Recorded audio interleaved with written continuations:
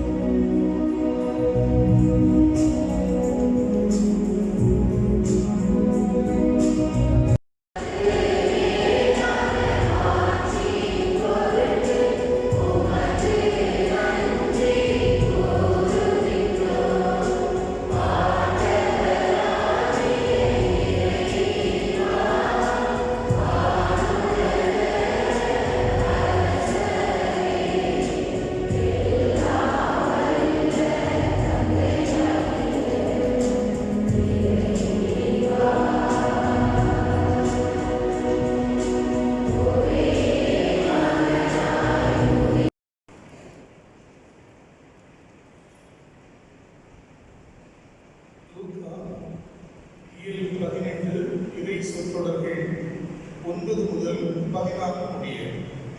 லூக்கா 7:18 இறை சொற்றொடர்கள் 9 முதல் 14 முடிய.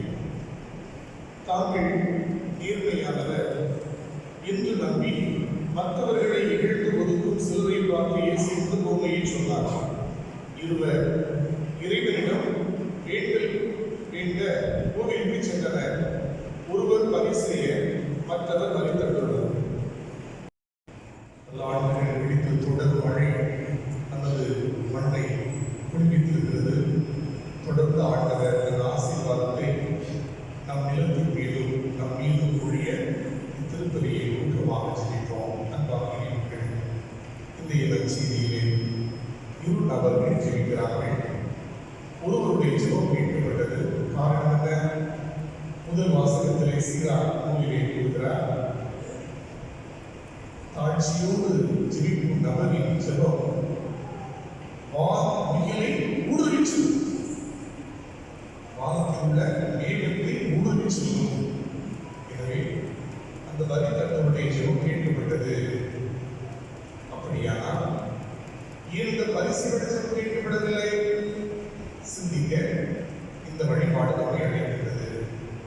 இதற்காக இந்த பரிசைய ஆண்டவர் ஒன்று தன்னை விளம்பரப்படுத்துகிறாரோ? நான் வாரத்திலே 2 நாள் யோசித்திருக்கிறேன். எனது உழைப்பில் வருவாயை 10 பகுதியை கொடுக்கிறேன் என்று தன்னை ஆண்டவர் விளம்பரப்படுத்துகிறார். Self advertisement. இந்த ஆண்டவருக்கு பிடிக்கவில்லை என்பதா? நிச்சயமில்லை.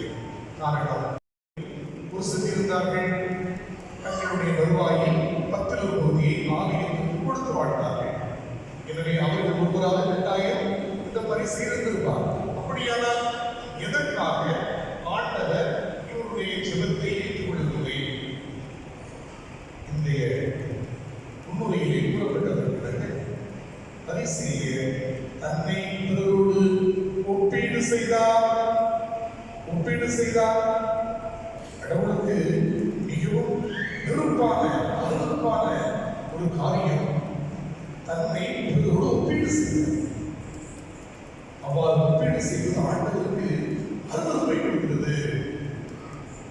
இதைத்தான் இந்த நாளிலே நாம் சிந்திக்க அழைக்கப்படுகிறோம். 2 வகையான ஒப்பீடுகள் மனிதனில் காணப்படுகின்றன. ஒன்று, நான் என்னை பிறரோடு ஒப்பீடு செய்கிறேன். எனது உருவத்தை அழகில் மையப்படுத்தி ஒப்பீடு செய்யலாம். என் அறிவை, திறமையை, படிப்பை வைத்து நான் ஒப்பீடு செய்யலாம். என் குடும்பத்தை வைத்து நான் ஒப்பீடு செய்யலாம். என் உடைமைகள் இவற்றை வைத்து ஒப்பீடு செய்யலாம். இவ்வாறு இந்த 4 நிலைகளில் மனிதன் தன்னை பிறவர்கள் ஒப்பீடு செய்யக்கூடிய ஒரு மனோபாவம் இருக்கிறது. இப்படிப்பட்ட மனோபாவம் அல்லது எனக்கு ஒன்றுமே இல்லை அப்படிப்பட்டவர், இவ்வாறு மனிதன் தன்னை பிறரோடு ஒப்புமைப்படுத்தக்கூடியவர். இவ்வாறு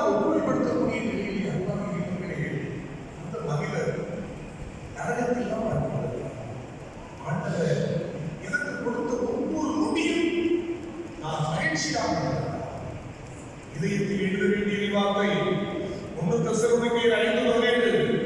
எப்பொழுது மகிழ்ச்சியாயிரு, எப்பொழுது மகிழ்ச்சியாக, எந்த சூழலிலும் நான் பிறரோடு என்னை ஒப்புமைப்படுத்தக்கூடிய வேளையிலே அன்பான இறைவர்களே மகிழ்ச்சி காணப்படுவதற்கு காரணம் கடவுள் என்னை விட்டு விலகி செல்கிறார். செய்யக்கூடிய தன்மை பிள்ளைகளை பெற்றோர் ஒப்பீடு செய்வது. அந்த கிட்ட பிள்ளைங்க எப்படி இருக்கிறார், நீ இப்படி இருக்கிறது வரக்கூடாது, படிக்க மாட்டேங்குது, செய்யக்கூடிய தன்மை. ஈவன் ஆசிரியர் மக்கள் சில மாணவர்களை பிற மாணவர்கள் செய்யக்கூடிய தன்மை. இவையெல்லாம் சமுதாயத்தையே அழித்துக் கொண்டிருக்கக்கூடிய நிலையில் காணப்படுகிறது.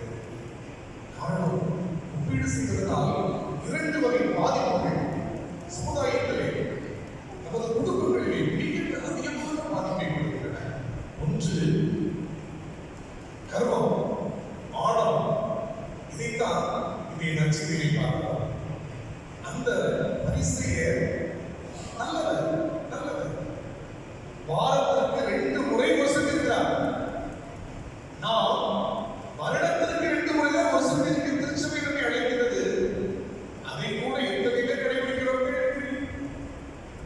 தவக்காலத்தின் முதல் நாள் சாப்பிடுவது, தவக்காலத்தின் கடைசி நாள் புனித வெள்ளி. இந்த 2ம் தான் கத்தோலிக்க கிறிஸ்தவ மக்களுக்கு தாய் திருச்சபை கொடுத்திருக்கக்கூடிய ஒரு சந்தை. அதை கூட நாம் கடைபிடிப்பதிலே சில நேரங்களில் நாம் தடுமாறுவோம். ஆனால் இந்த மனிதரை பார்க்க வாரத்தில் 1 முறை, வருடத்திற்கு 52 வாரம் 104 நாள் அவர் வசித்திருக்கிறார். அவ்வளவு உடலை பொறுத்து வாழ்கிறார். 10 ஊரில் கூட கொடுப்பது கேள்விக்குறி. இந்த 10 அந்த அளவுக்கு அனுபவங்களே அந்த மனிதனாக நல்லவர். ஆனால் அவரிடம் இருந்த மிகப்பெரிய தவறு தன்னோடு ஒப்பீடு செய்வது. அவர் ஒப்பீடு செய்த காரணமாக அவருக்குள்ளே அந்த கர்வம், அந்த ஆணவம் தலைமுக்கியது. கடவுள் அவரை வெகு தொலைவு செய்தது. பல நேரங்களிலே நமது வாழ்க்கையில் தான் இருக்கிறது. எத்தனையோ 1000 நபர்கள் கத்தோலிக்க நாம் நினைக்கலாம் மற்றவர்கள் எல்லாரும் அப்படி இப்படி என்று. தவறு. நான் இந்த ஆலயத்தை வந்து பக்தியோடு கை இந்த கண்களை கூடி ஜெபிக்கிறேன், உருக்கமாக ஒப்புக்கொடுக்கிறதுக்கு நானா காரணம்? நிச்சயம் இல்லை. நான் பிறந்த குடும்பம், என் குடும்ப பின்னணி, எனக்கு கிடைத்த நல்ல பெற்றோர், நல்ல பயிற்சி, நல்ல அனுபவங்கள், நல்ல அறிவுரைகள், இவையெல்லாம் தான் என்னை இங்கே இருக்க வைத்திருக்கின்றன. அப்படியானால் நான் யாரையெல்லாம் புரிவுகிறேன், அவர்களுக்கு எனக்கு கிடைத்திருந்தால் அவர்களுக்கு கிடைத்தார்களே. அப்படி இருக்கக்கூடிய வேளையிலே நான் ஏன் கர்வத்தோடு ஆணவத்தோடு இருக்க வேண்டும்? ஆண்டவர் தருவிலே நமக்கு வழங்கக்கூடிய ஒரு செய்தி. எந்த சூழலில் ஒப்புமைப்படுத்தாதே. அவர் ஒப்புமைப்படுத்துவது மூலமாக நமக்கு கர்வம் வருகிறது, ஆணவம் வருகிறது. அந்த வேளையிலே நான் உங்களுக்கு வெகு தூரம் செல்கிறேன். நீ நல்லவராக இருக்கிறவனால் என் பிள்ளைகளை நீ ஒப்பீடு செய்கிறாய். ஆண்டவனுக்கு மிகவும் பிடிக்காத ஒரு ஒப்பீடு செய்கிறார். இது ஒரு பாதிப்பு. 2வது பாதிப்பு, நம்மையும் நமது குடும்பத்தையுமே சமுதாயத்தையுமே அழித்துக் கொண்டிருக்கிறது. தாழ்வுபடுத்தும். நாம் யாரோடு நம்மை ஒப்பீடு செய்தோமோ அவர்களை விட நாம் உயர்ந்திருக்கக்கூடிய நிலையிலே கர்வம் வருகிறது. அவர்களை விட தாழ்ந்திருக்கக்கூடிய நிலையிலே தாழ்வுபடுத்தும். இந்த தாழ்வுபடுத்தும் வாழ்க்கையிலே புற்றுநோய் போல என்னை கொண்டு கொண்டே இருக்கிறது. குடும்பத்தையும் உண்மை சம்பவம். ஒரு அருமையான தம்பதியர், அன்பு ஏராளம். நேற்று வரை நீ யாரோ நான் யாரோ, இன்று முதல் நீ வேறோ நான் வேறோ என்று கூறக்கூடிய அளவுக்கு அவர்கள் அன்பை மையமாக வைத்து வாழ்ந்தார்கள். ஒப்பீடு செய்ய மாட்டேன். மாறாக அவர்கள் எனக்கு ஆண்டு கொடுத்த ஆசீர்வாதங்களுக்கு நன்றி செலுத்திக் கொண்டே இருப்பேன். அவரிடம் காணப்படக்கூடிய நேர்மறை கூறுகளை நினைத்தவர்களை பாராட்டுவேன், தட்டி கொடுப்பேன், உற்சாகப்படுத்துவேன். அதன் மூலம்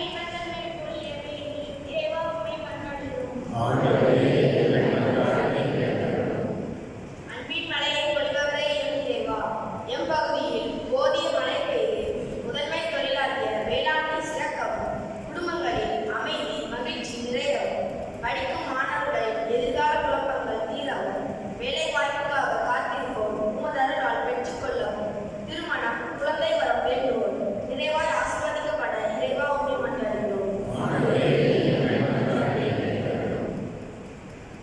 நமது தனிப்பட்ட தேவைகளுக்காக இறை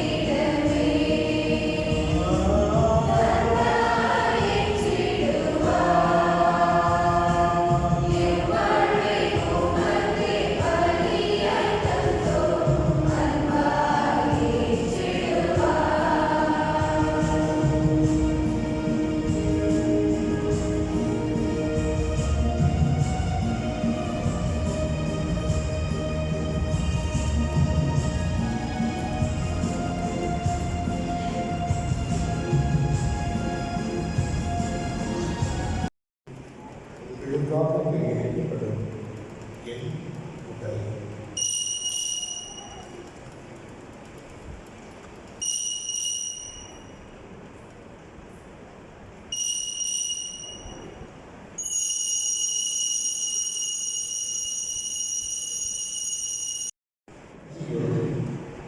நிலையான உடன்படிக்கைக்குரிய என் ரத்தத்தை பாவமும் உங்களுக்காகவும் அதற்காகவும் சிந்தப்படும் இதை என் நினைவாக செய்யும்.